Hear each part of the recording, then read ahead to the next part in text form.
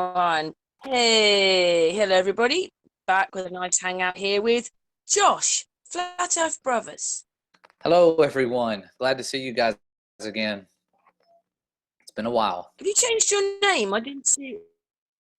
I didn't see it then. Have you changed Yes, your name? our channel name is just like a week ago.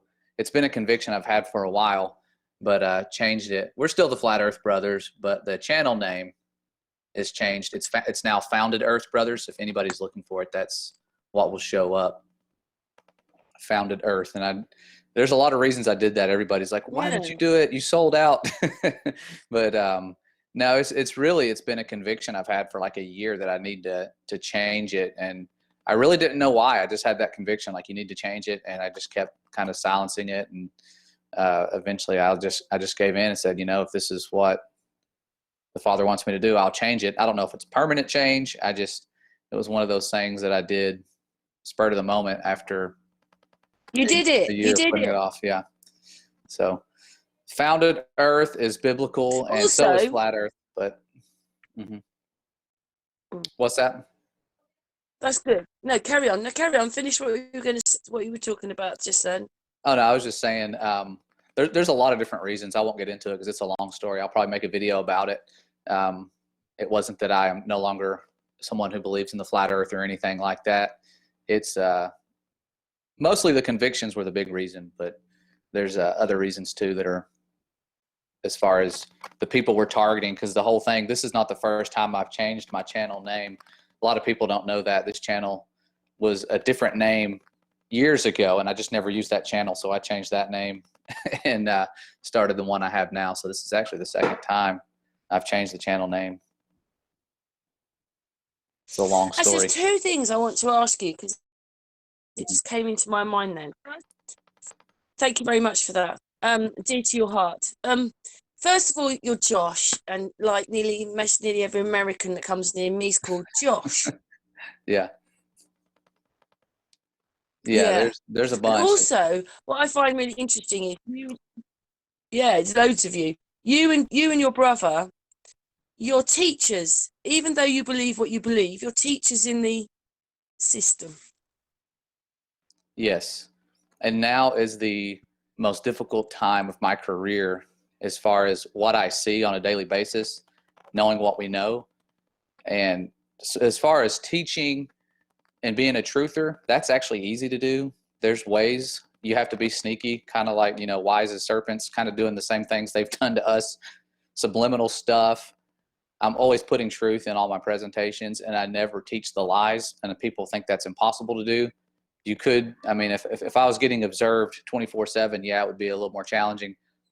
But we have been able to reach the ones that we have, and we only have, 100 plus kids per year that we teach.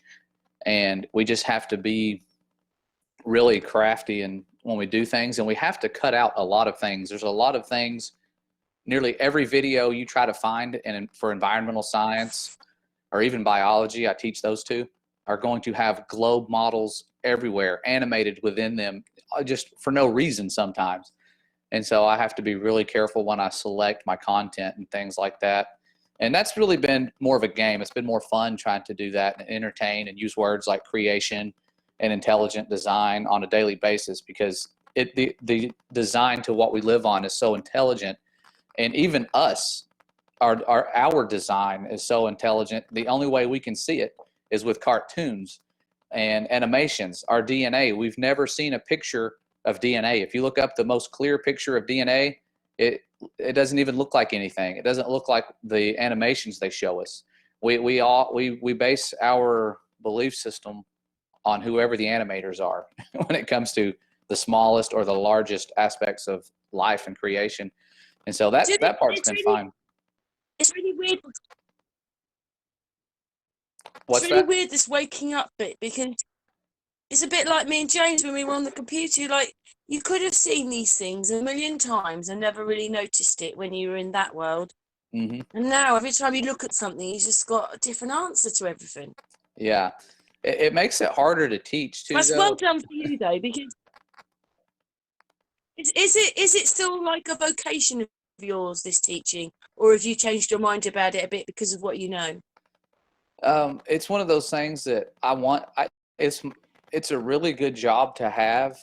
I wish more truth seekers would become teachers, because it's a chance to protect a small number of the children, because there's hundreds, I mean, there's millions. We're in a battlefield when we're in a school system of watching people get indoctrinated. And the people mean well, the teachers mean well. They care about these kids. They genuinely do. They don't realize they're indoctrinating kids. You know, I didn't when I first started teaching. You know, one of my favorite activities was showing the Martian movie and talking about that and creating survival type situations and doing labs and things with that back when I believed in that. And I even brought up things, you know, that a lot of space related stuff. I had space posters and stuff, you know, throughout my classroom. And when I woke up, I just took everything down, and I didn't feel as guilty, because it was more, I was indoctrinated. Now it's time to make a change. It's not like I was intentionally doing things wrong, but and that's how all these teachers are. They don't really know what they're doing, but it's starting to change. At least you've got an ally. Yeah, I've got my brother, and me and him So you've talk got to an each ally, other. your brother. And we found one other guy at work who's actually a geocentric believer. He's like just like us. I never thought that would happen, but he was talking to my brother, and I was like, that is so rare. Like you have no idea how there's probably more, but just finding one in an education environment is crazy. So there's 3 of us now in that building that are in secret, living our double lives. But the So how long have you brainwashing been a is teacher crazy. for then? About 12 years, about a little over a decade. So I think this year's my 12th year. Right. So there's just a little bit of time delay between us. Yeah. There's a tiny bit of time delay. Sorry, I've got to remember the time delay. Yeah. Has being a teacher disappoint? Not your teacher. Well, I suppose your teacher. Does it disappoint you in a way that you've got to go along in a system that you don't believe in and teach almost the wrong system to children? Or do you just get on with it because that's the way it is? It's hard going to meetings with other teachers and hearing them talk about what they're teaching, because they present it in a way that's different to me. They don't present it in a way that removes all the lies. When they teach evolution, they show the old cartoons from people like Ernst Haeckel that were fraudulent, the Dino Bird hoax that was admitted by Nat Geo to be a hoax. They show these things not knowing that they're fraudulent, and if I bring it up that, hey, that was a hoax, they just look at you like, no, it's in the science books, it's not a hoax, even though you can go and track down the articles. Do you ever get questioned? Because you're trying to put bits of this information in. Yeah. Sorry, Josh. Do you ever get questioned, or you feel no, we're all right? Because you did say that you have to do it sort of undercover. Yeah, I've been in trouble one time, and it was when I first woke up, literally right after I woke up. So about 4 years ago, I had started another channel. It was a small YouTube channel. It's still there. It only has like 120 plus subscribers. And at the time I got in trouble, it only had like 24 subscribers. I just started it. I was putting out biblical teachings, and I had fully investigated evolution, and it just crumbled because I'm teaching biology. This is when I was a new biology teacher. I laid out everything, the timeline they give us. I even used their dates, even though I didn't believe in their dates. I used them to try and see if it's possible to get what we have now with their methods, and it's just not possible. As well as all the fraud you find. You start finding fraud. Wasn't even looking into the flat earth at all. And my awakening started happening when another miracle happened in my life around that time. And I just asked a question. I said, you know, Father, show me the truth about creation. And I said, I don't care how crazy it sounds. I'm ready for the truth. I want to know the truth. And I asked that question not knowing that it really would sound crazy. And it would sound so crazy that I would get in trouble for talking about it. And I started investigating it on that channel. I had like 3 videos, 2 about the firmament, and I put up my NASA Fells video, the one that's actually on this channel now. It was our first video. And I put it up on that channel, and within days, I got a call down to the principal's office, and they said, sit down, have a seat. I think you know why you're here. And I said, honestly, I have no clue why I'm here. I feel like I felt like I was in trouble, but I had no clue why. And he said, it's about your YouTube channel. And I was like, really? Like, seriously? He's like, yep, it's your YouTube channel. And I was like, what about it? He's like, you're talking about things that are going against proven facts. And it doesn't look good if you're a science teacher for us and people find out you believe these things. So we're not saying you can't do it, but it doesn't look good. And without telling me he would fire me, I don't think he, legally could fire me. He would probably reduce my position, or probably, I don't know what they would do, but it was basically, if you want to keep working here, don't keep putting this stuff out there with your face. He said, with your face associated with it in your name. And so I created the anonymous channel, Flat Earth Brothers, and from there it just took off. It was crazy. I couldn't believe it took off like it did. But that was another answered prayer. I asked, as soon as we started seeing stuff about the firmament and actual video of it and pictures of it, I said, let's, I said, if you're showing me all this stuff, let's let it take off and let it reach people and wake people up. And the next day I woke up and my email was flooded with thousands of messages of people subscribing. It was like, so-and-so subscribed.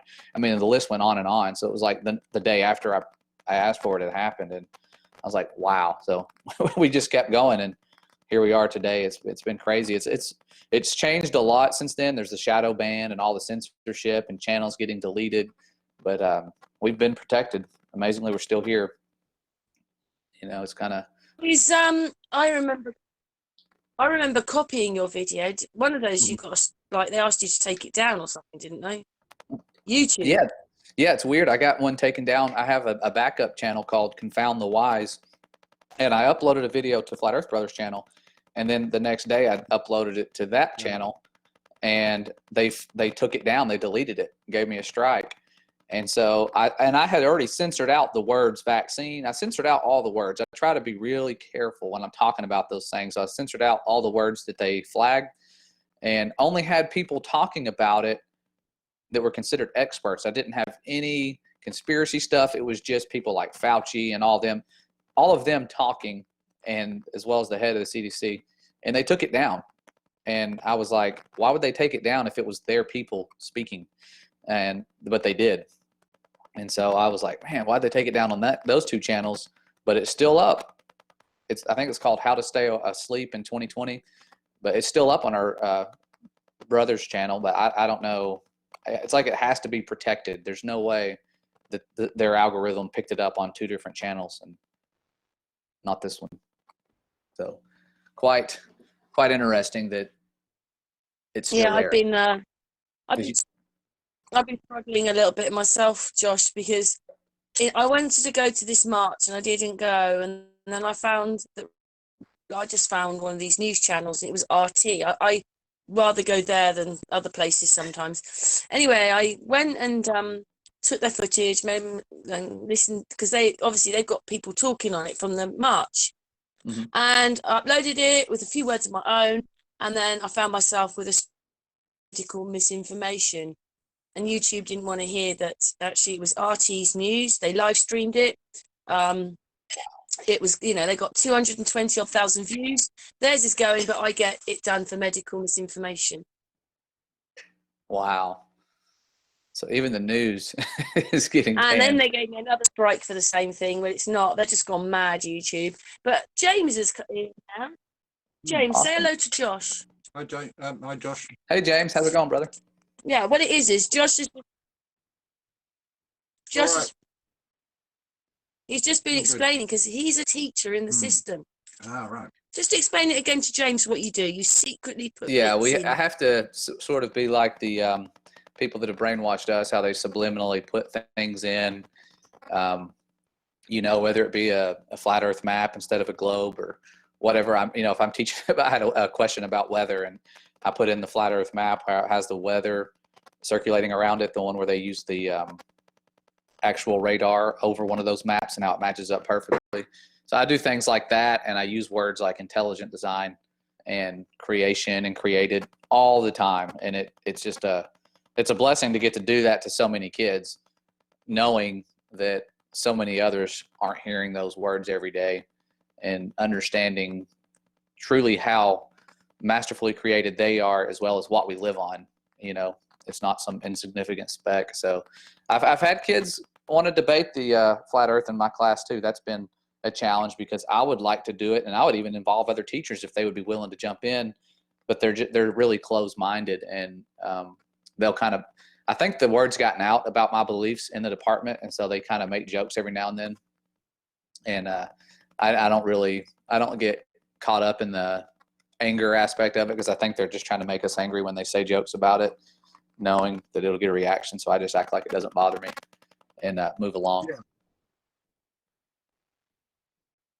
That seems to be an underlying theme with everything, that it's all to get a negative reaction. But I like that. I like that approach, the subtle approach, like they do. Yeah.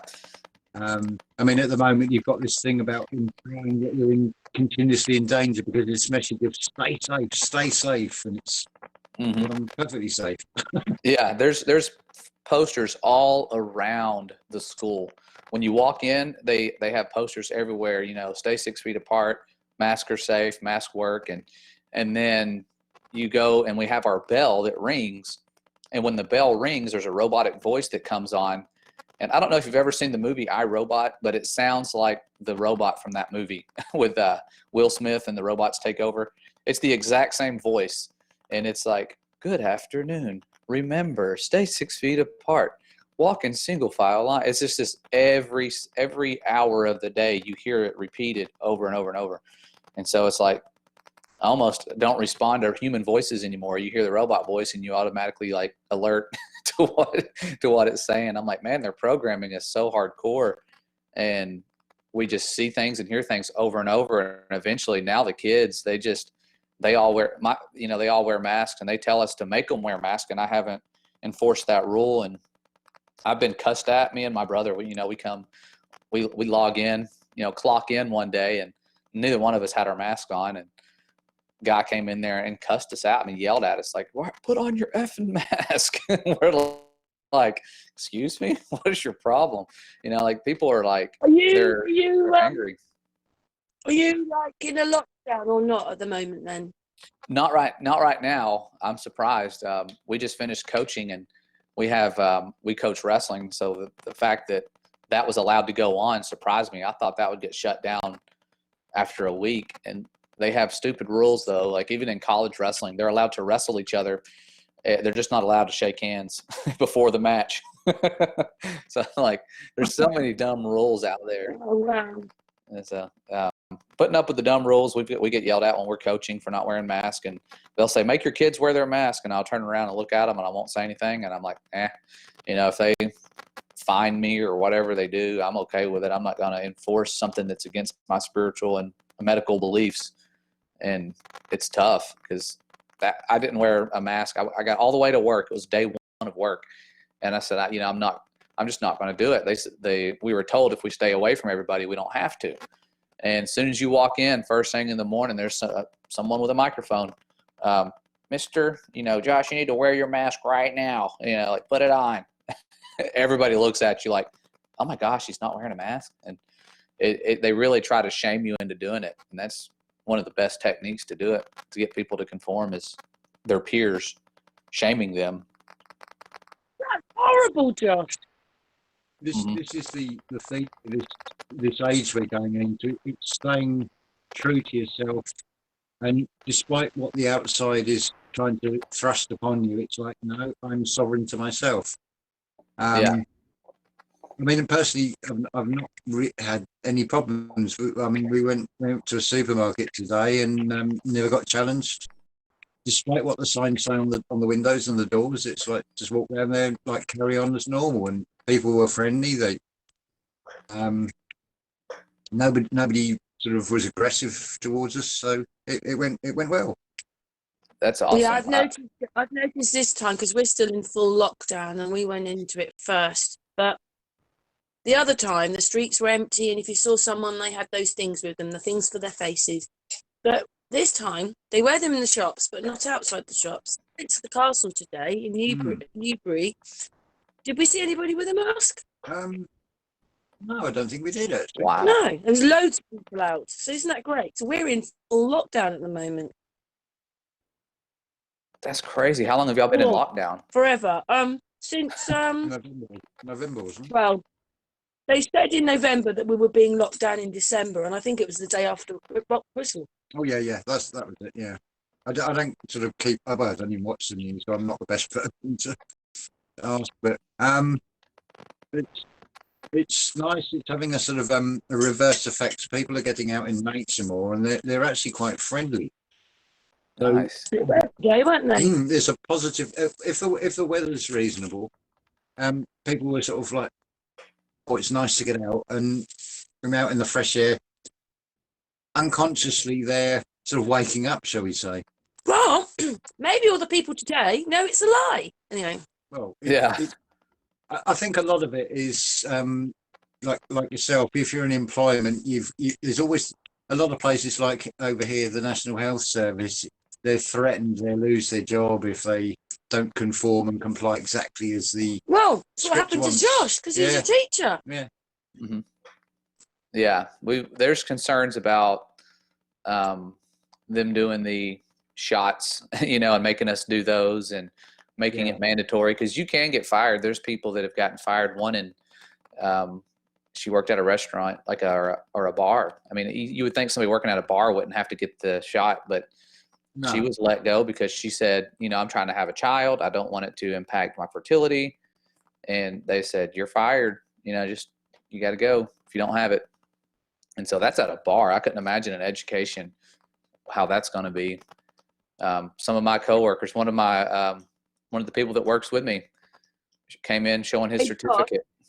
Josh, when Yeah. was the last time? I don't know about America, but we did in the UK. Do you know the last time when we had to carry documents? In America, like that.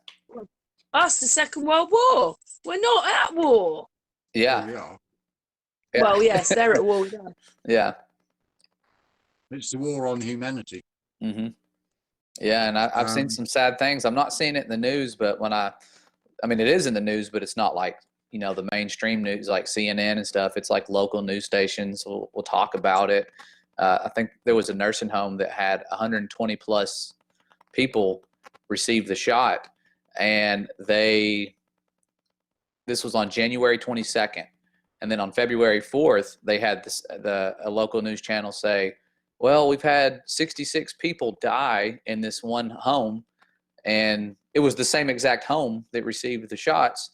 And they said it was COVID related. And I'm going, well, in a way it was, COVID related because they received the shot because of that. So I guess that's the new thing. And they say, well, it's probably that new strand that everyone's scared of. And so it's crazy to me to think 66 people pass away. That's over half of their nursing home. And they were like, it's no concern though. The doctors say everything's fine that work there. The staff members say everything's okay. And I mean, I've never worked at a nursing home, but I would think like 66 people, over half of your nursing home dying in one day or 1 week. How would you have enough people coming there to give you business if that was happening regularly? I don't know. It's crazy. Thing is, you never know whether that's a story they've put in there to frighten everybody. 66. Yeah, I know. Probably 66.6 people, but they couldn't do that. Yeah. Well, it's either 33, yeah. 17, 42. It's like a bingo roll call. I think in some ways it's like one department sort of saying, "That's our number. We did this." It seems to have maybe, shall we say, some sort of internal sort of attachment to the system with these numbers. Yeah. But to me, it just smells of, when I see numbers like that, it smells of it being just a cover story or more theatre thrust upon us. Yeah, with that new strand and stuff. But I know people who have I know several people that are elderly that have gotten the shots and within days are in the hospital getting checked in because they can't breathe. And they'll say, well, oh, here, you've just tested positive now. So you took the shot too late. You've got the virus now. And so it's like, it's blamed on the virus. The side effects are now also the virus.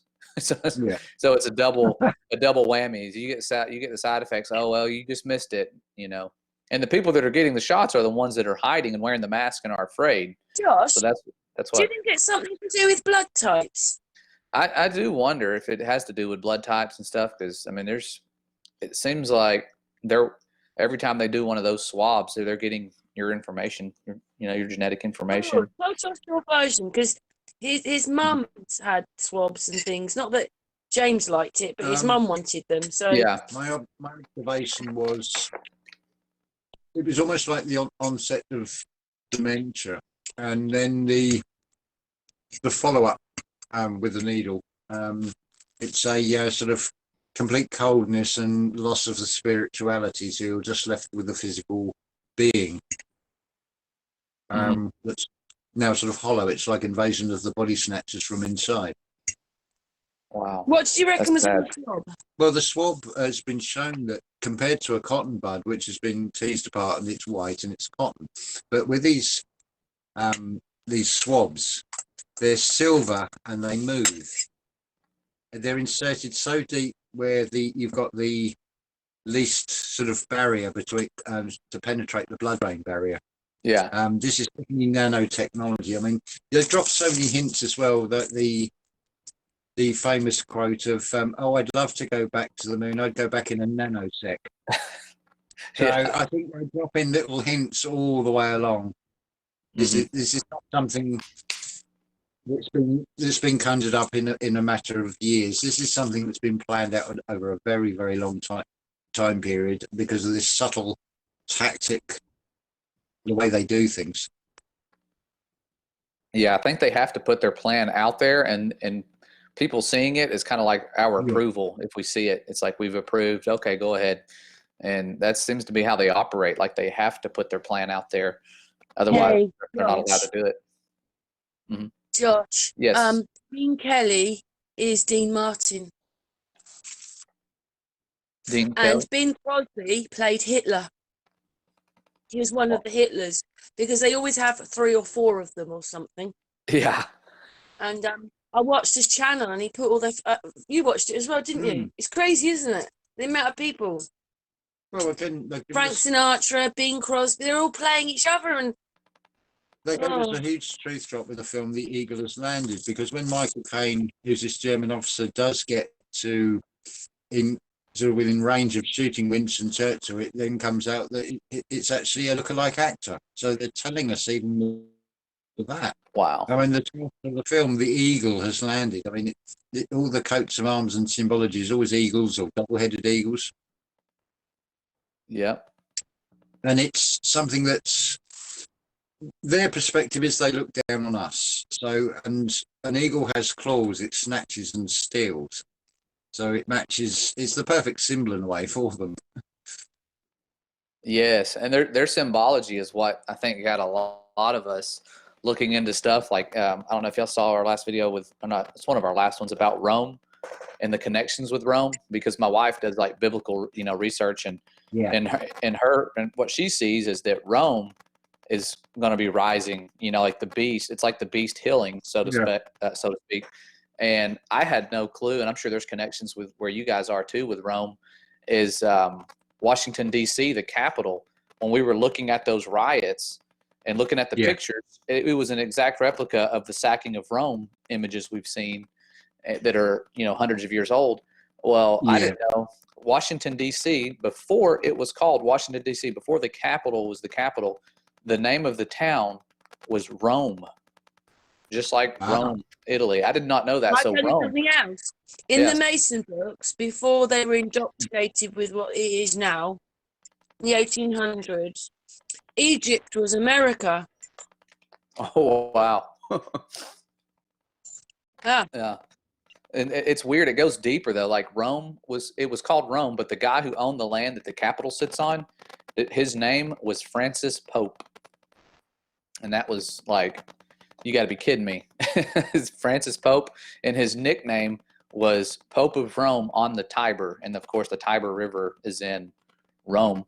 And so you have that predictive, almost kind of like predictive programming, but it's showing you they knew back then there's something significant about this time period, you know, the beast rising, Pope Francis, all of those connections, and the guy who owned all of that land, he's even on the Constitution, his signature, his title, he was a Roman Jesuit, or a Roman Catholic trained by the Jesuits.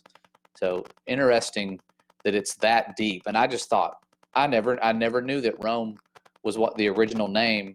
It was Rome, Maryland of Washington, D.C. No clue. They never teach this stuff in history class. I'm like, man, the true history is so much more fun and entertaining than the actual lame history they give us when you start looking into it. It's fascinating. It makes you want to learn You more find about that it. history's changing the more you wake up. The history's changing. The things you're looking up, the research you're doing, you're finding other stuff, not Yeah. finding what the television says. You can find information. Mhm. You just have to be lucky to hit it. Yeah. Because it's not made for you to. It's not made easy for you to see, but it is out there in documents and stuff. Well, the other thing is, I mean, I'd say get screenshots of everything when you find it, because how often does Google Earth update? How often does Wikipedia update? Just have a look at the bottom of any article, and you're seeing things. It's so easy to change with a touch of a button with this digital age. They are rewriting history right under our noses. Yeah. As we speak. Yeah, it's funny you said that about Google Earth. I was on there yesterday because somebody back in the day when we were first investigating the Mars hoax, they were going to Devon Island on the maps and looking it up, and now it's like covered with fake snow, like they've painted it to look like how Antarctica looks in a lot of places. And I'm like, I remember it having, dry ground back then. This was, of course, 5 years ago, and now when you go there, it looks like the cartoon Antarctica on Google Maps, where it's just like somebody took Microsoft Paint and spray painted snow everywhere. It's obviously a drawing compared to the rest of the world, even though we should have thousands. We've been studying this place for decades, for peacefully, and all we have is cartoons of it. We've been this afternoon, myself and Karen have been looking at water features near the Isle of Wight on the River Test going up to Southampton. And it's funny how when you're on the mainland, it's high definition, but things they don't want you to see, that they're sort of distorted, so you can't get a clear image of what these things are. Yeah. And conveniently with Street View, the one place I could have got a view, it's the sun is directly opposite, and it's just a whited out screen. So I'd have to physically go and have a look. Yep. At low tide to verify anything. But it seems like a game, because I noticed. I think it was John Levi. He featured a golf course with these like girders that were protruding out the cliffs, and it's like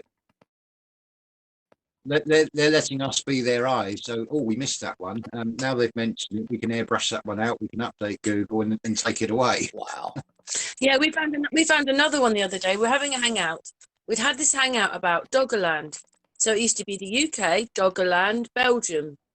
And the Doggerland is, as Miriam told us, is the land of the giants. And then in 2015, she noticed there was a road going into the sea. But then afterwards, because obviously she was keeping an eye on it and everything, she noticed they were covering it up. So they might not have got rid of everything, like they've covered buildings up with brick, so we don't realise there's pillars behind them and so forth. So they haven't got rid of it all, but they have got rid of a lot of it. And then the roads are covering everything up, so we can't see it.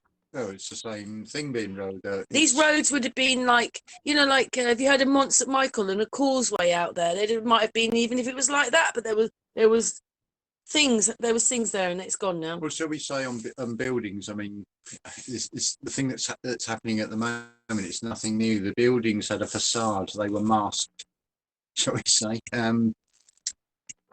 with plaster castings over the top and plaques. I mean, plaque has two meanings. I mean, you talk about it in the sense of a build-up of plaque on your teeth. So, a plaque on a building is when it's said to have been built. Yeah. Which is something that's stuck on. It's claiming somebody else's masonry work. You could say it's free. Yes. Yeah. Yeah. I'm trying to not use sensitive words. It's hard. It's hard on this platform. I know. Well, this is the thing. We've got imagination. That's creativity. That's what they haven't got. All they can work on is repeat, repeat, repeat. They're actually learning from us. Hmm.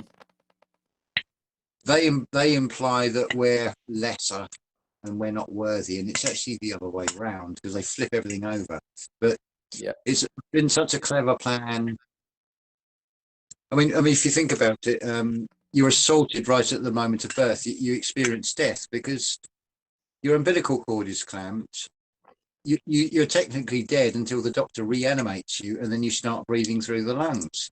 So everybody has experienced death already, but they just don't remember it. Yeah, that's true. It's fun. I Mm. was thinking about that the other day too. The Hmm. delayed cord clamping, because you do that's where you get your oxygen and your life Yeah. from is your mother, That's and they your clamp whole, that thing right away. that's your entire sort of um, energy system is coming through that cord, and now it's clamped, it's severed, and it's like you're not having any more of that. Yeah, yeah. My wife with our last with our daughter that was born, she did the delayed cord clamping because she looked into that, and I didn't even know. I'd never heard of that, and she looked into the benefits, and that's just how we were designed to continue getting that extra help, until you're able Yeah, to go I on wish your I'd own. known about that. Just something I find Mhm. really incredible. Maybe everybody knows this, but it was like when I was having Ellie, my fourth child. Well, there it was in the book. It said, when your mother was pregnant with you, all the eggs that you were ever going to have were made then and inside your body before you were born. I thought, wow. Yeah, so it's really cool to think about that because essentially, like when my mother-in-law was born, my wife's, half of my wife's genetic Eggs. material Your wife's was egg. was there at her birth. So, and technically, she was inside of her grandmother. Already Yeah, there. it's crazy to think that that the seed, Well, Josh, I'm glad that you did. Thank you for that, because yeah, I'm not crazy, am I? No, yeah, no, that's the truth. isn't it amazing? As soon as the system is involved, things have to be done or start going wrong. I mean, how many wild horses need horseshoes? How many dogs need injections or their nails clipped? Which, as Karen has found out, all this has been blown out of proportion. So it's now classed as an emergency and costs 4 times the price to have a dog's nails clipped. Now, how many wild dogs have to go and have their nails clipped? Yeah, It's only when the system is involved, and I even question what's in the pet food. oh I yeah, don't yeah. know.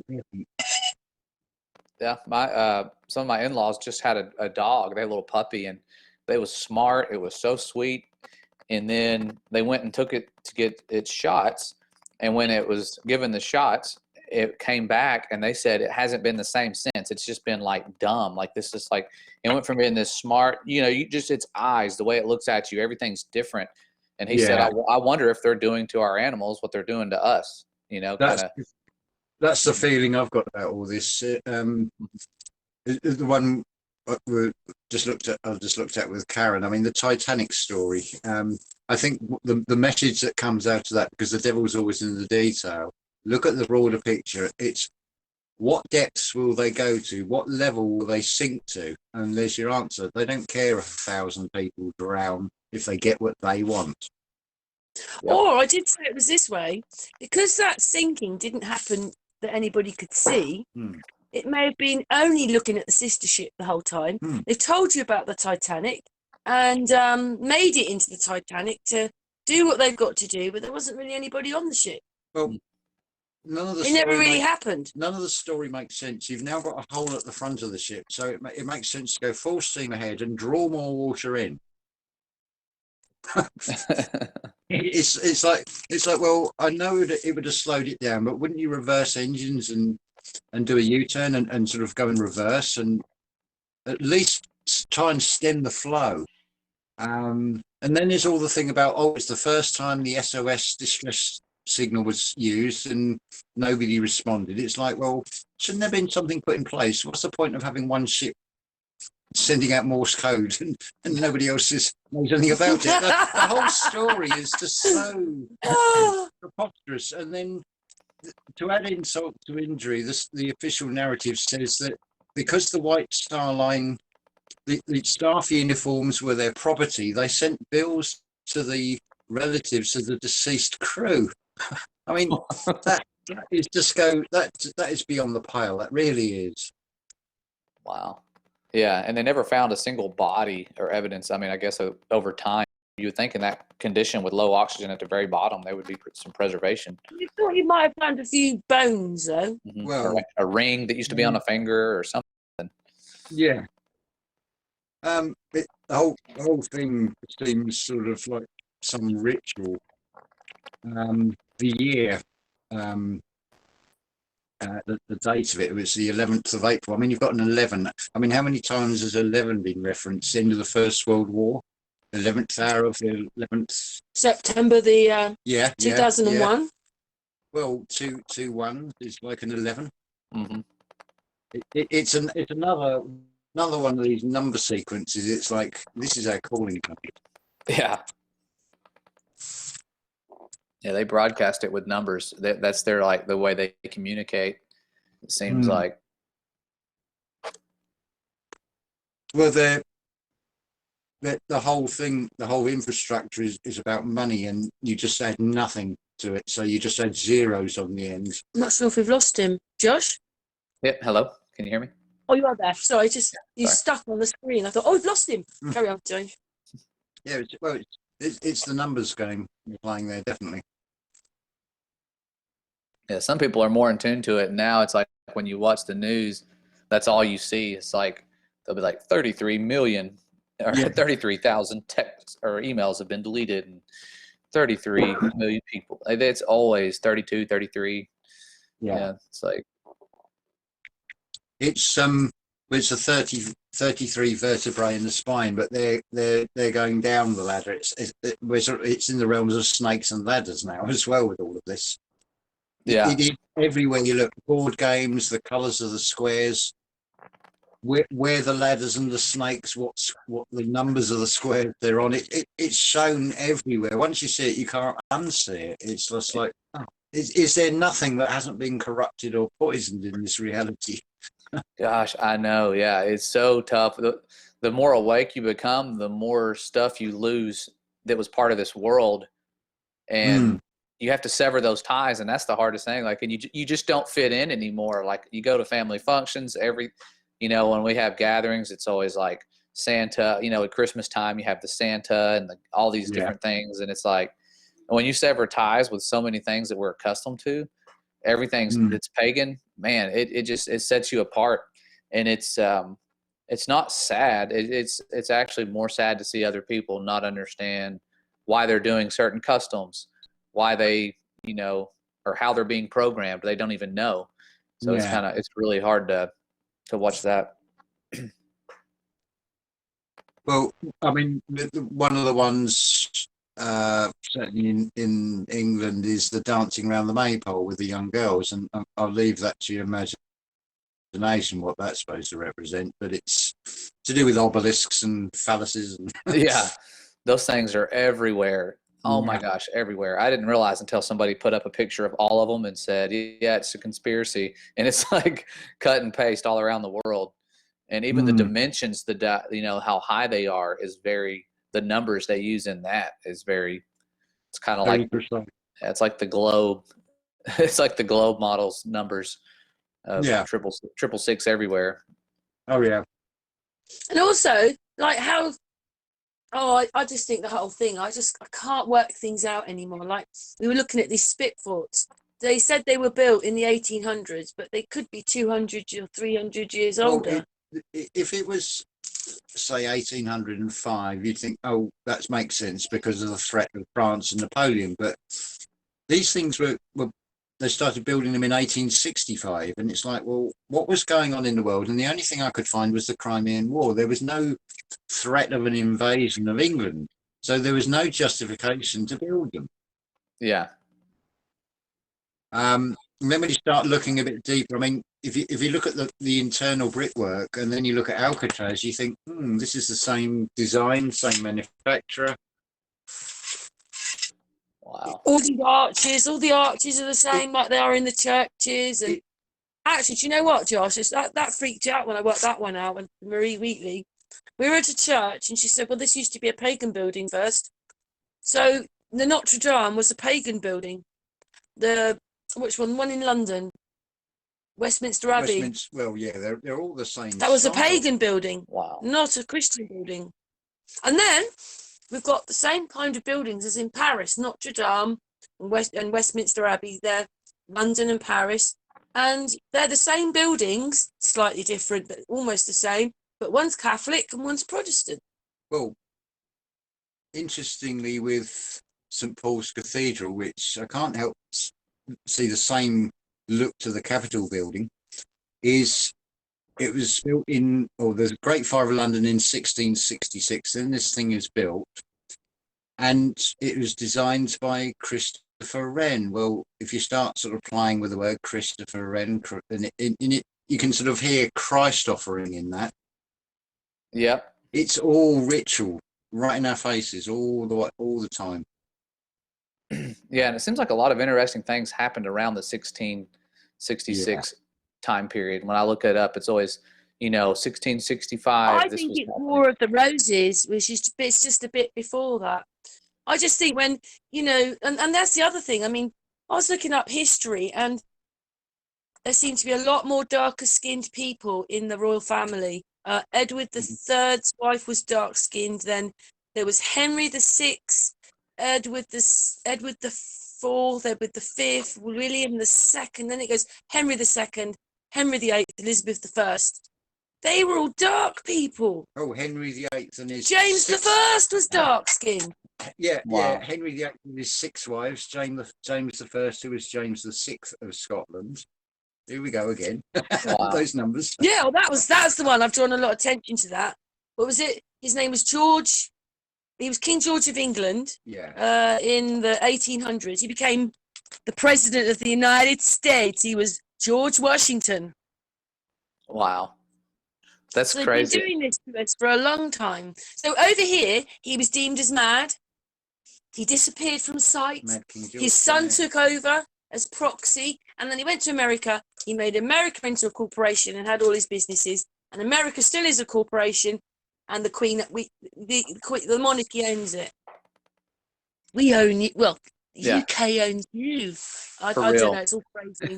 Yeah. Yeah, it's real deep. Even you're talking about races and the people being darker colored. I was doing I do random, like when I look at and do Bible studies, I'll pull up different, the Hebrew translations and the Greek translations, and I'll copy them and paste them into like Google they're different, Translate. aren't they, Josh? Yeah, and Do when you I know post, what? it's so Carry on. weird. Sorry, the pasting. I was actually looking for something else, and I was pasting it into the Google Translate, and it was translating the Hebrew and the Greek really well. And so I just kept doing that to see what it would say. And it was talking about a man, and it called him a Negro. It said the Negro answered. And I was like, what?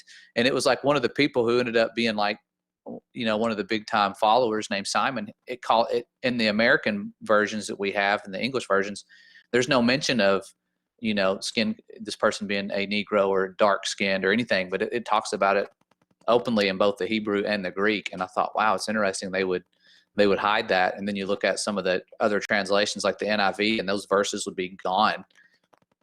So that was.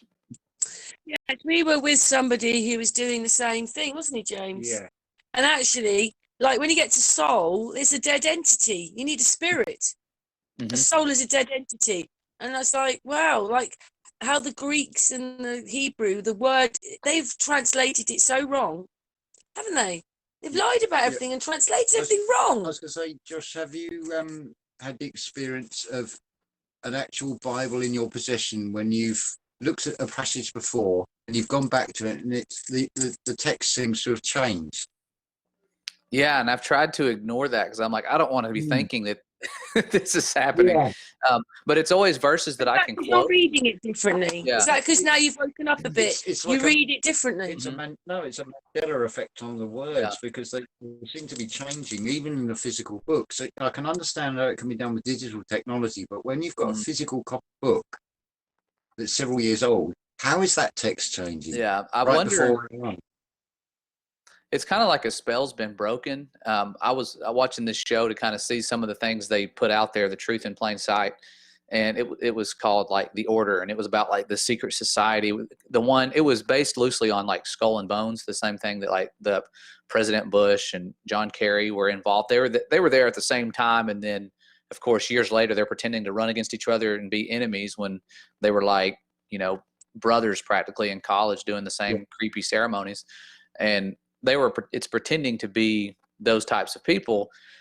And they were doing stuff like that. Somebody would die from something, and then it would be something that would expose their order or their secret society. And so they would do some sort of incantation and spell and change what the newspaper said and all this weird stuff.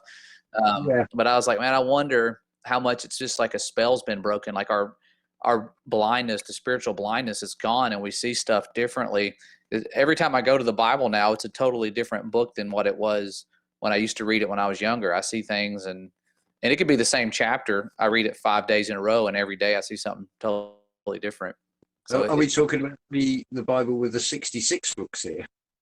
Yeah. There's another one. I know. Yeah. See, and when you look into other books, people get so mad. They're like, King James was holy, and he did this, and and they don't even know who he was. And when you talk about it, and I'm not saying he was pure evil. He had some good things he did. Like I saw a meme going around about, he did a book called Demonology, and it says by King James. And I was like, oh, that's freaky. And so I look into it, and King James did a book called Demonology. And the book was not about how to summon demons or anything. It was basically against witchcraft, against a lot of those things. I didn't read the whole book, but that's what it was about. It was against that. So he was kind of almost like Salem witch trial era, I guess. He was against any type of witchcraft and sorcery. Yes. Well, there's several ideas. I mean, Karen, you're the idea King James is Shakespeare. Yeah, it's also Shakespeare that King James is. Yeah, well, there's also there's the big centre of Stratford upon Avon, and then it's like, well, it can't be because he's privy to knowledge that he would have had to been in the royal court. Mm-hmm. There's also the character called Sir Francis Bacon. Straight away, a knighthood tells me that's one to watch. What was he being rewarded for? But Bacon, in sort of English slang, it because it's pork. You've got the sort of rhyming slang. Porky pies is lies. So telling porky. So Francis Bacon is like, I'm sort of seeing something else in all this. Yeah, that's where the unclean spirits were cast into swine. And also, I found out as well, Josh. I was looking stuff up because, I wanted to see. It was more on the police at the time because everybody said, oh, how the police are behind the people here. And I wanted to start seeing who do they make their allegiance to, their pledge to. And it was like the MPs make their pledge to the Queen. The police do too, except they want more human rights in their oath. But they don't make the pledge to the people. And it was Australia, New Zealand. It was Canada. She owns Bermuda, Falklands. It says she owns Antarctica. Yeah. Oh, wow. Territory. But I mean, the Antarctic, how come 53 nations or whatever can all sign a treaty and be in agreement, but they can't do it on non-iced lands where people live? Yeah. I mean, that again, it's like, well, if you can do it there, why can't you do it where we live? Yeah, and not just that. She didn't just own that. And then so basically she owned all these islands. Then what it was is, I was like, because, me researching, then I saw that she had the Commonwealth, and it looked very like the Tartarian map minus Russia and China. It just looked the same kind of map. And she still owns India. She owns America. It's like, hang on a minute, the Queen owns everything. Pretty much, it's true. The Queen of the Hive. Mm-hmm. But that 1905 little dear old lady owns most of the world. Well, then you got that sort of Queen Hive, Queen Bee, and then the significance of honey, how that's always held in high regard right back in ancient Egypt. It's all a sort of a big theatre show with little clues all the way through. I mean, I was thinking of another one prompted by someone we were talking to yesterday, and he used the term, "Oh, they haven't got a Scooby," and then I thought I remember that one now, Scooby Doo. is a rhyme for you haven't got a clue. When then I thought Scooby-Doo, you spread out and search for clues, and he goes in the mystery machine, and it's like, even in that, they're telling us. Yeah.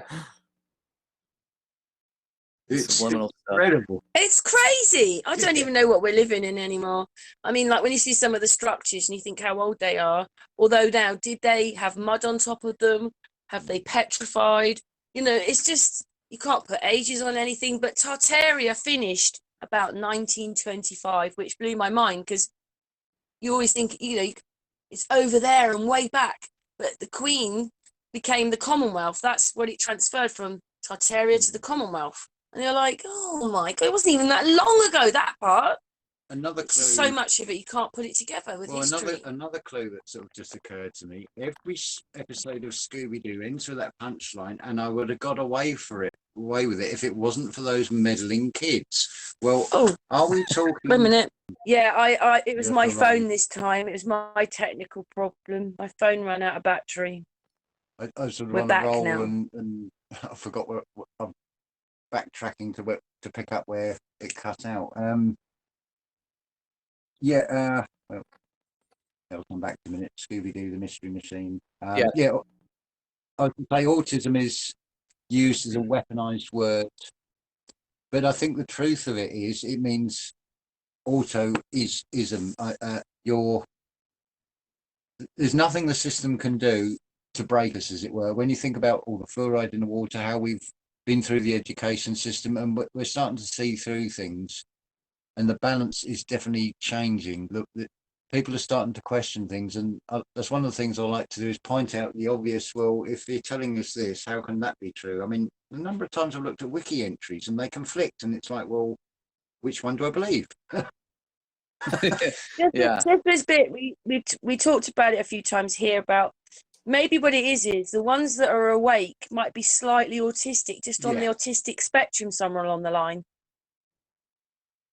Or something like that, or Asperger's is the other one, because they don't seem to be able to control our minds. Well, Asperger's. And I just wondered whether that's what it was. I mean, I'm not saying that you're autistic or I'm autistic, but maybe we're on the autistic spectrum or something. I don't know. I did look up Asperger's. How come we've woken up and the others cannot see it? Yeah, I think it's very much more of the spiritual aspect of it that we don't see, because for so many, it's like when you wake up, you're like, man, we were blind. We look at the old versions of ourselves and it's like we were blind so bad. And but I think deep down we all had a sense something is off, but that was as far as it went. It was like, man, something's off, but we never really could see everything.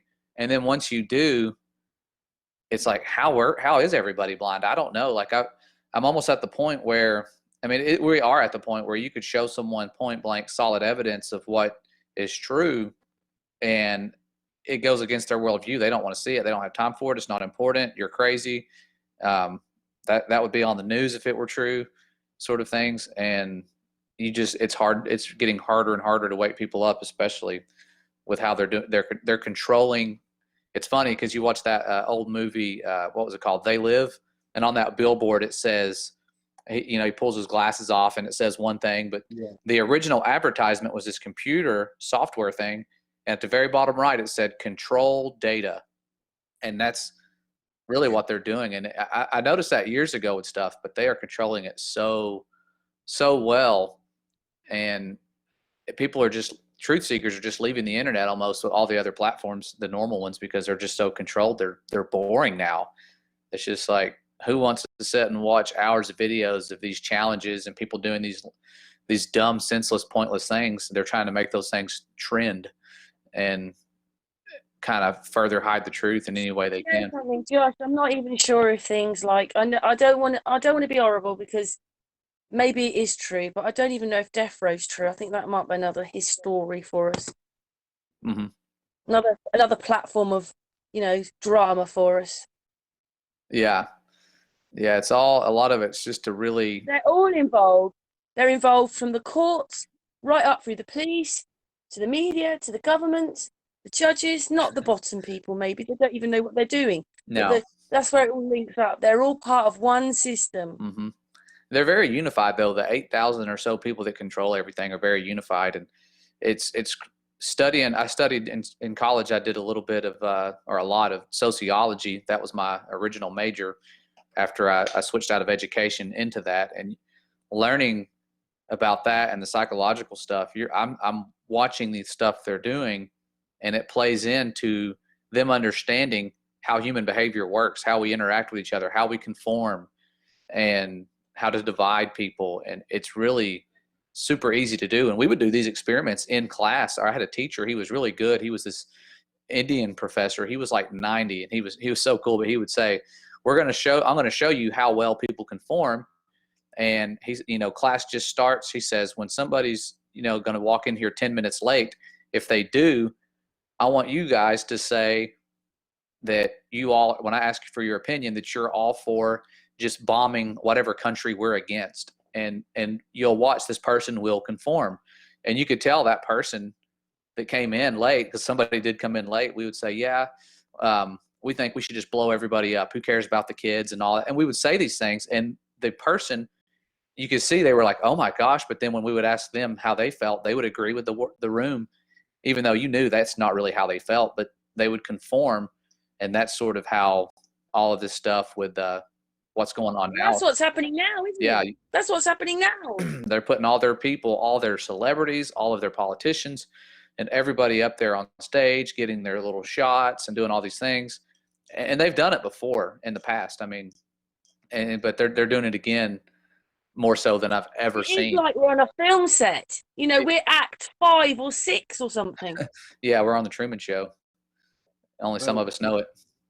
This is Revelations playing out right in the front. Most Revelations. I mean, you've got the Herod and killing all the babies thing being played out. You've got the rainbows, which is the equivalent of the blood over the doors for the ones to be saved. But saved in what sense? Saved like a computer program? Saved onto but a file? like I said this before, like now we realise the stuff in our veins is like plasma. We're not like living cyborgs. We're like Blade Runners. Yeah. They keep telling us in the films. The other thing to bear in mind, I mean, you've got D-Day landings in Normandy was the 6th of June. That's a 6-6. The Queen coronation was the 6th of June. That's another 66.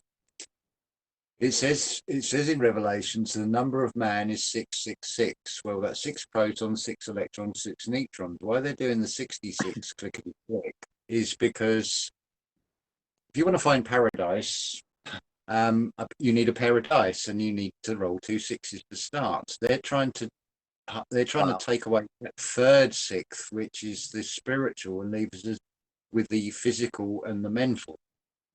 They can control us then if they can disconnect the spiritual. That's what antidepressants are about, and things like that. They have a lot of fluoride in them. Yeah. Spiritual is talked about in the terms of being enlightenment and enlightened, but if you look at everything we're given, screens and things, they are illuminated. Yeah, it's there in the words. It's illumination. It's not right. It's not enlightenment. It's the fake light. Because why is it the things to do, shall we say, with secret societies like the statue of enslavement on Manhattan Island, which is clearly Apollo with a shall we say, a corona, which is supposed to represent the sun around the head. Yeah, that's a false light, and the torch with the everlasting flame they're holding up. It's all symbology, and of course it's on the starboard. Gosh, we've got spit forts, Marcello forts, got star forts, got windmills. Like when I grew up, windmills were just to crush grains, but they're not. They're to extract water, and Holland used them to do that, to gain back land. And then there's a book, and it's got listed all these windmills in England, but obviously an old list, but half of them almost around Brighton. Loads of them were around Brighton, so they must have had flooding. Yeah. I'm gonna try to. It's a windmill. No, it's like your brain's got to go, because that's what you start off. I'm a red person or a blue person. In England, it's Conservatives, Labours. You've got Democrats and Republicans. So you've got to get rid of all that. That's all got to go. All this has got to go. There's no, that it's all different now. Mm-hmm. You must also remember that the story with the Statue of Liberty, it was actually created so that with their narrative, I think, to go to someone in Egypt who said, we can't afford that, we don't want it. So it then becomes a gift from the Masons of Paris to the Masons in New York. So it's secondhand. But yeah, you can have this thing, but you've got to raise subscriptions for the base. You've got to pay for the base. Mm-hmm. And that's on a star fort. So that's not exactly a gift, and they really are taking the liberty. Yeah, look at a picture I just sent to Karen's email. I don't know if she's got that pulled up. I just sent you a picture from I'll have a look on my iPad. Hang on, carry on. the Statue of Liberty. There's a painting I saw in the background somebody shared of Maria Abramovich, the girl the lady that does all the witchcraft magic type of stuff, and the picture behind her was called Lucifer Summoning His Legions. And then I looked at that picture and I thought, that looks really familiar. I couldn't figure out why it looked so familiar.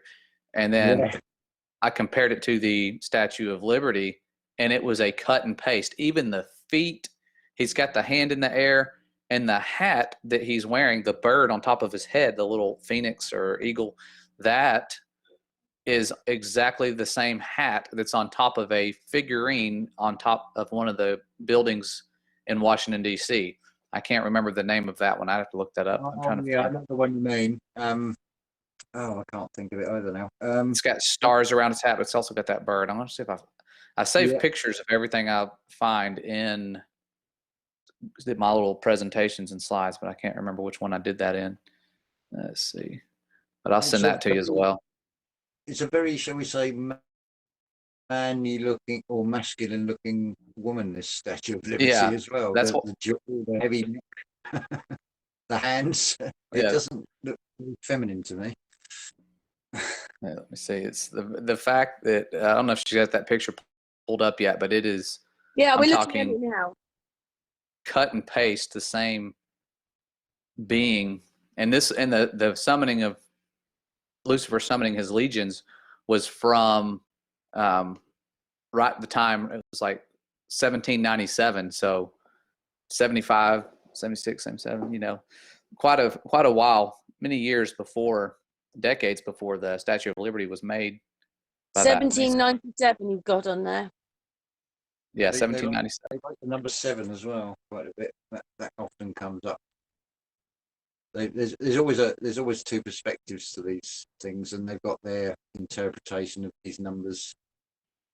Because 7 is also expressed as seventh heaven, lucky 7, and many more. Yeah. 7 chakras. I mean, even Planet of the Apes, when Charlton Heston goes, "You finally did it. All that's left," and I think it's symbolically represented. You've got the head showing of the Statue of Liberty. It's like they've cut off the head. They've cut off our spirituality. Yeah. They've done the reverse. It's this whole thing with evolution. They're trying to make monkeys out of us. Not that we've come from monkeys. They're trying to turn us into monkeys effectively. And if you start tampering with DNA, I mean, it begs the question, is that then classed as an abomination? Because it's what a stupid story to say that we came from monkeys. It is, isn't it? Yeah. My kids always ask that when we start talking about evolution. Well, they're like, again, didn't we come from story? Because Charles Darwin is a theologian, which is the study of God from Cambridge. Mm-hmm. So why are you putting forward a theory that goes against what he believes in? It undermines the foundation of what the church is supposed to stand for. It's like, why didn't they come down heavy on that? Why have they embraced it? Yeah, it doesn't make any sense. It was a Jesuit priest that invented the Big Bang, Yeah. And I didn't know that. I was never taught that. I thought it was somebody like Albert Einstein. I had no clue. It was a Jesuit priest. Yeah, they the J suits, they sort of They get everywhere. Anyway, nowadays, when the Pope is walking away, he just disappears out of the footage. Just pop. Mm. 1 minute he's there, and the next minute he's popped and he's gone. Again, you've got another reference from the saying, "You rob Peter to pay Paul." Mm-hmm. Well, Paul is also the turncoat. He's a Jew who becomes a Roman, who becomes a Jew, and he's always swapping sides. He's got a parallel history with Josephus Flavius. There's a lot of. It's like, what are the chances? They're both slaves on the same ship. They both go to Rome. They're about at the same time. I think Josephus Flavius actually tampered with a lot of things. I mean, even the name Flavius, it's not a very nice flavour. It leaves a bad aftertaste. That biblical saying that about what tastes sweet is poison to the belly. Yeah. But it's evil genius, this whole thing. There's no two ways about it. The complexity of it, because you can go off so many tangents in these conversations. Yeah, you start off even with one subject. I'm sure Josh understands. You start with one subject, and before you know it, you think, well, that sort of sorted it out a bit. But then you've got about 10 other things you need to go and look at now. Yeah. This your tree of life. It's like the branches. It comes from one central source and spreads out in every direction. Yeah, Josh, what do you say to your children then? My actual children or my students? Your children. Okay. Your own one. Yeah, they are like so smart, much smarter than I was at their age. My or all of them are really, we teach them just like the truth. How old are they then? Or do you mind saying? My oldest, yeah, it's crazy. I'm getting so old. I have kids my age. I have my stepsons. There's two of them. They're the oldest two. When me and my wife got married, she had them. They were little back then, and now one of them, the oldest, is 22, and he's about to get married. And when he gets married, I'll be a grandpa. I'll be a 37-year-old grandpa in April. And then the one below him is about to be 17 in June. And then our two children we had together are Jaden, he's 10, and my little three-nager, my 3-year-old daughter, she's about to be 4. So we've got 4 kids, and fantastic, constant entertainment. My daughter's the boss; she's the boss of the house.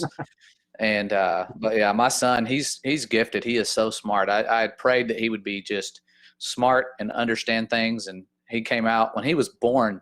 I'm telling you, like, as soon as he was born, he was looking around and like focused. Like, he just had this, like, you could just tell he knew what was going on. He's been so smart, and he outsmarts me so many times. It's funny. I can't even play like tic-tac-toe with this kid or chess. Like, he's just really smart. But he's been a flat earther since he was like 7. And it's not that I forced it on him. I just talked about it around him, and he would start coming up with his own proofs. You know, he would start explaining things that made sense. And, you know, my wife, motion sickness is so severe with her that we can take an elevator and she's like nauseous. And my son said, man, if the earth was moving like they say, then mom would always be sick and always be nauseous. I said, and he was like 7 or 8. I was like, you don't have to say anything to him then, do you really? And I said, that's really good. And I said, that's pretty good proof. And he goes, it's the best proof so far. Little guy. That is fantastic. Yeah. That's wonderful news. Yeah. I mean, I've got this feeling since we had that blood moon in 27, I think it's 2017, where sort of through the 7th of hell. Sorry. I think we've got the playing out. We've got the rule of the beast for 42 months. So we're looking about 2024 by the time this is all comes to this play comes to its conclusion, as it were, and the revelations, the reveal. I think we're actually here to help pick up the pieces afterwards. We're not here for fighting fire with fire, but that just escalates the problem. We're here to be compassionate and forgive. And well, yeah, we didn't know as well, so don't feel stupid. It's like depression. When you've got it, you feel like you're the only one in the world. And they do this with everything. They make you feel small and insignificant. So when you do see the problems, unless you can find like-minded people on the same sort of frequency, as it were, you feel like, what can I do about it? It's just me against the world. It's David and Goliath. You're taking on a giant, but you just throw the stone at that third eye, as it were, and Exactly. bring it down. Yeah. So yeah, I feel we've definitely got roles to play here. World's a stage, we're acting parts, and it is a wonderful time to be here, despite what is being shown on the external. It's all about finding that inner strength, that Christ consciousness within, because it's there. God is unconditional love. It's not here to hurt us. Yeah, that's what got me started on this mission in the first place, was experiencing that and going, why is the world telling me that he's this wrathful being when what I've experienced is nothing like that? You know, and they're making all the evil villains are looked at as like these super cool, charismatic, wise people, and then there's this wrathful God, and it's like, that's not what I've experienced. So I only know what I can prove and what I've experienced, and what I've experienced and can prove is totally different than the mainstream imagery we see in any aspect. So that's what was the launch part, so to speak, of putting us where we are. I would have never started making videos if I didn't feel like people aren't getting the truth about who he is, who we are.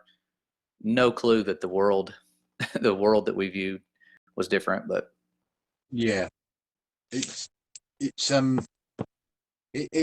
sort of the draining of swamp. We've got to wade through that swamp. We've got to walk that narrow path, and it is unpleasant what we uncover. It's an unpleasant experience when you lose friends and you lose family and you're classed as crazy. We're playing the part of, we're carrying the cross. The crowd are jeering at us, but it's a perfect role model to follow. I mean, we will win. There's no doubt about that. yeah, And you know what? Even though it's not this perfect place we live in, inside I feel very at peace, and I just think that's something that those that are the sheep and that will never know that feeling. Yeah. I never get really upset about myself. I actually get upset about what other people are doing. I think another good analogy here is like, if you had a Ferrari, would you give the keys to your youngest child and say, "Go on, take it for a spin. Take it out. Go and have some fun with it." No experience of driving.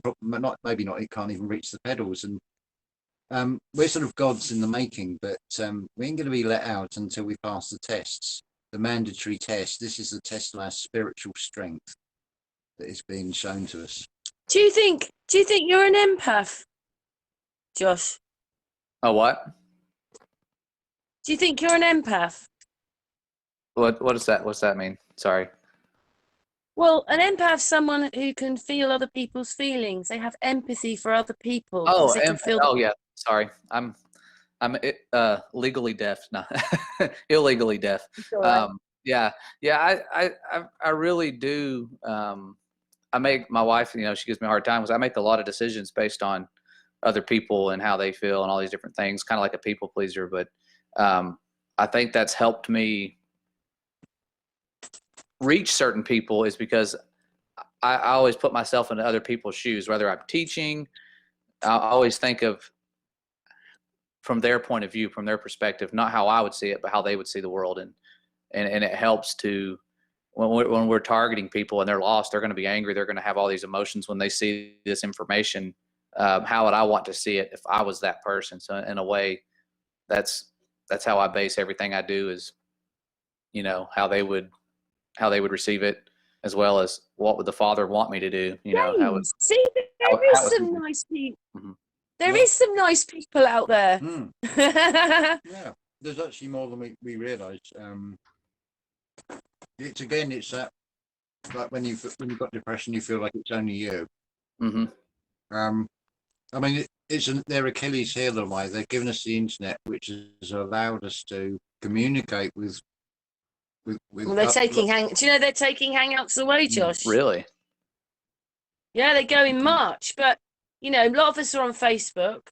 There is yard streaming. I saw you mention that, so I'm probably gonna have to get onto that and see what that's about. Yeah, it's fairly easy to use, and that's what I've started using. But it's got its shortcomings. It's kind of I haven't figured it out yet. I need to use it more. I'm wanting to do more hangouts here in the future. Now that I'm done with my coaching, I can go back to being a regular person. Oh, It's like but we get away with doing half our stuff through Facebook and telephone, so we can sort of Yeah. iPads. We can. It's all about being creative. It's whatever they do. It's like, okay, it's an obstacle, but I can get around it because I've got creativity. At this rate, we won't need YouTube. Well, yeah, I feel there come a time when the way I feel it was, we had perfect interaction I can't even say the word telepathically with nature. Here, I'll be able to go, George. And the there he is. The internet will become obsolete. I mean, watch for the signs during the day. I mean, the blackbird and the robin again today. It was wonderful. That there's definitely an awareness and a communication going on, not in words, but in like feeling and thought. Because I put a slice of bread out for them, broke it up into pieces. Yeah, they were going. Thanks, James. Yeah, well, Yeah, that's that time of year for nesting.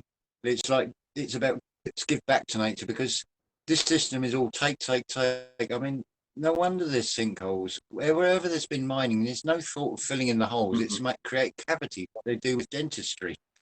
yeah. Give you that sort of mercury fillings in your mouth and it's the off-gassing from that. But I've still got a few fillings, but it ain't working. It's not. You have to be pure within. Yeah. Josh, we've been going for over an hour now. Is there anything that you wanted to talk about?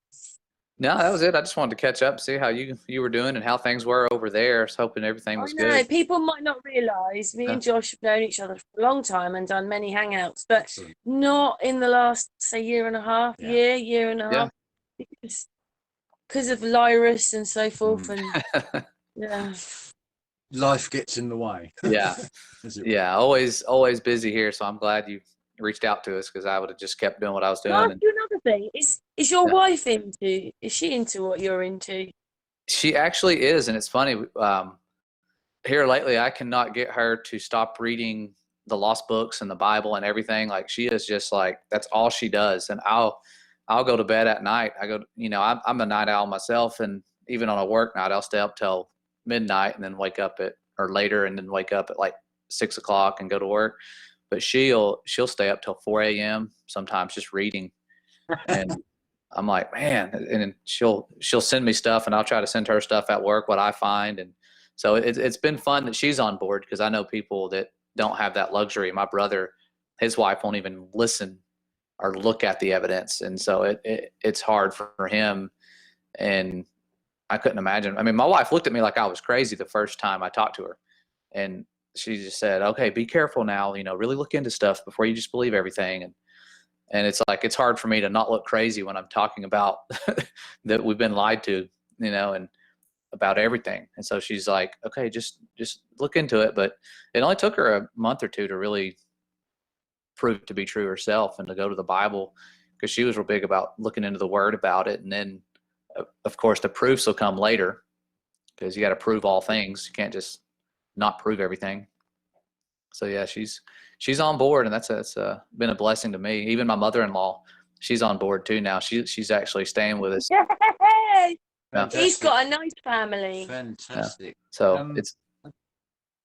I think a lot of it is it's knowing the other person, what topic will appeal to them, and just sort of present the official narrative and say, well, have you seen this? Something fairly obvious that they know about, and then say, but in this, and use another official source, it says this, so it doesn't make sense to me, and throw the question over to them, and so hopefully they will think, oh yeah. But the problem is a lot of it is bursting their reality bubble. It's like dropping someone in the middle of an ice cold Atlantic Ocean. It's not a pleasant experience, as we've all found out when you start looking into things. You think, good grief, how sick is this system? Look at what they're doing. And it is so easy to sort of want to go out and say, wake up everyone, look at this. And it does I sound don't think crazy. we're here to wake anybody No. up. You have to wake up yourself. Yeah. You can't. I mean, occasionally it's going to work. You need to. We're here to do other stuff. Yeah. We can't. We can't wake people up. We've tried, and my family. It's my mum and dad. I realised it was my husband. Even my last boyfriend. They're all narcissists. Hmm. Josh is really lucky. Yeah. And the mother-in-law. Well done. Yeah. That's fantastic.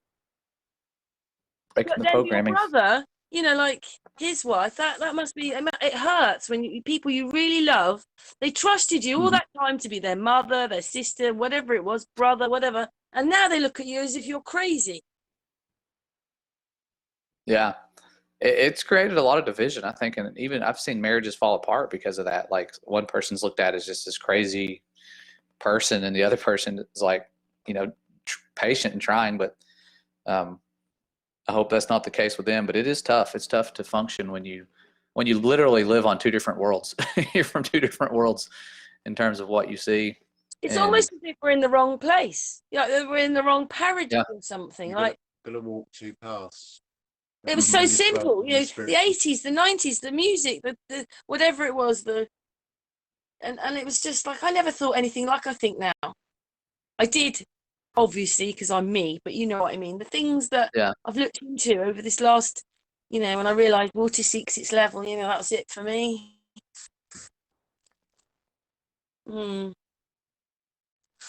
Well, maybe we can catch up again. okay. Just not like nearly a year and a half, whatever it is, time. Yeah, another year later. Yeah. And I do appreciate it because, sometimes comments are mentioned about teachers and things, and you're actually a teacher and you're actually trying to do it differently. Yeah, I feel like I can't leave because if I leave, it's like you're leaving a battlefield and you're leaving your soldiers behind. Like these kids, I look at them and it's What hard. age are they? They're freshmen, sophomore age, so 15, 16. Some of them are as young as 14. Very impressionable, and they've just got fear in their eyes lately with all the stuff going on. And this is the first year of my career where I've not had to tell kids to be quiet. Like every year, I've got freshmen, they're loud, they're rambunctious. They come in, the mask on their face make them silent. It keeps them silent. There's words that they would have said that they don't say. There's emotions they would have expressed that they don't express. And it's different. I mean, it's totally different. So I don't want to leave those kids behind. If I leave them, some teacher's going to come in there that teaches them lies. So I feel like I'm stuck in this profession until the Father opens another door. Mm-hmm. You're on the front line and doing wonderful work. It's the more people in the system in a professional capacity, the better, really, because that's all they've done. They've wormed their way in like a cancer and got into everything, and it's like, well, we've got equal power to them. It's a game. It's like you've come here for an experience, so everything has an opposition. That the fish needs the water to be able to swim, the bird needs the air to be able to fly, but it's a resistance, and they're playing the opposition role. It's almost like right, what part do you want to play? You can be the one that looks to have everything, but actually you've got no power. You're just, it's just delusion, or you're the ones with the true power, but everything will be done to convince you that you haven't. Because it's all about creating that negative state within you. Because when you start feeling negative, that has a chemical change to the body. Your melatonin, your serotonin, your adrenaline ratios all change. You're out of balance, and this is what they're doing. They're suggesting ideas. It's like, we'll put this idea out. It becomes real when people believe in it, and when it's reinforced continuously, then it does become real, regardless of whether it is or isn't. In most people's minds, it now is real. It's being reinforced. It's very hard to break this. I don't like that bit. They're so full of. I don't like that bit. You can see it, but the top half of the face, the eyes, you can see the sheer terror because you're walking towards them on the same side of the road, and you might be Might be a super spreader. Yeah. Do you know the bit I don't like, Josh? I don't like that when you say things like space and you make people believe a reality that's not real. It's taking your freedom away. Mm-hmm. You've got many ways of doing it, and that's not the only way they do it, because obviously the Lyris. Yeah. But that's another one. Well, September the whatever it was, 2001's another one. Yeah. Taking your freedom away, making you believe things are happening that they're not. That's the bit I hate the most, because now we've just got a bunch of narcissists. Not maybe where you are so much, but the adults, they're all narcissists. Mm-hmm. It's the system creates it. I mean, right from the Which is the worst thing for an empath. right from the sort of infant 4 or 5 year old, it's all about competing against each other in sports days. You're in a race. You've got to come first. You'll be rewarded if you come first. You're being good because you're being obedient. That's not being good. That's just following orders and not being able to think. Oh, it's horrible, isn't it? What we're living in. Yeah, but look on the positive side. The number of us that are starting to see it. How many friends we've made out of all this. Oh yeah. The beautiful love, and we're supporting each other. It's actually wonderful. It just appears to be bad, but if you can, it's casting nets on the other side. Look at things in a positive way. Change the polarity on it from something negative to something positive. It can be hard. I mean, there are people in jobs where they have to abide by the rules or lose the job, like yourself, to a certain degree. And it's being creative and finding ways around it. And I think you're doing wonderfully there. I mean, it's the up and coming generation. You're planting seeds of thought. You're planting seeds in the garden, as it were. Yeah. It's wonderful. And I've got to work harder at being more proactive with that, and more. I feel like we have to be more bold and more courageous and take more risk. I guess, the world wants to look at it like risk, but it's more of an opportunity when you share certain things and share certain ideas, because that's what the world's against. So I think I've been feeling that guidance that I need to come out of my comfort zone even more. And, even if it means losing anonymity in a way, like whatever it takes, because time is just so short. I think you guys can probably sense we're right at the very last chapter, right at the end. Yeah. And that's why we have to kind of sort of act, and the connections we're making around the world are amazing. It's like you were saying with the people you meet. We had a meetup a few months back, and I was expecting 10 to 15 people, and we had like 60, Wow. people that are hungry. These were all people that went out of their way. I was hoping to have locals, and I had somebody come from Oklahoma, Kentucky, like across the country, like far. Wow. Just to hang out and fellowship and share stuff. And so it's pretty cool. You start having crazy conversations, with all these people who have gone down all these different avenues. You learn so much in such a short amount of time. It seems to be, it's no accident. All our life experiences is all building up to the now, and you can draw on that knowledge of those experiences. We all bring something to the table. It's fantastic. Mm-hmm. Well, I wish that Josh was the teacher that taught me. Yeah. No, it's fun. It's fun unbrainwashing with kids. Yeah. Go for it, Josh. Go for it. Deprogramming from the anti-nature program. Yeah. Anyway, should we? I think we've had this a good timing right now. I think it's quite tiring doing hangouts, isn't it? Oh no! You can't stop at 1:33. Wait, got to go to 34. Yeah, I forget it's late over there. Yeah, I forget it's late. You'll get called out. If I end the video, it was the 3. It was the 3-3. But listen, Josh, when I turn the recorder off, we'll say goodbye after that. We'll just say goodbye, okay? Okay. But for this recording, Josh, thank you for your time. Thank you very much. Thank you, James. And Josh, and James, and chat room. Yeah. Thank you, guys. It's been a pleasure talking with you, Josh. Really same here. Same here, brother. Very, very fortunate. Yeah, very much. Yeah. Thank you, guys. Thank you, Karen.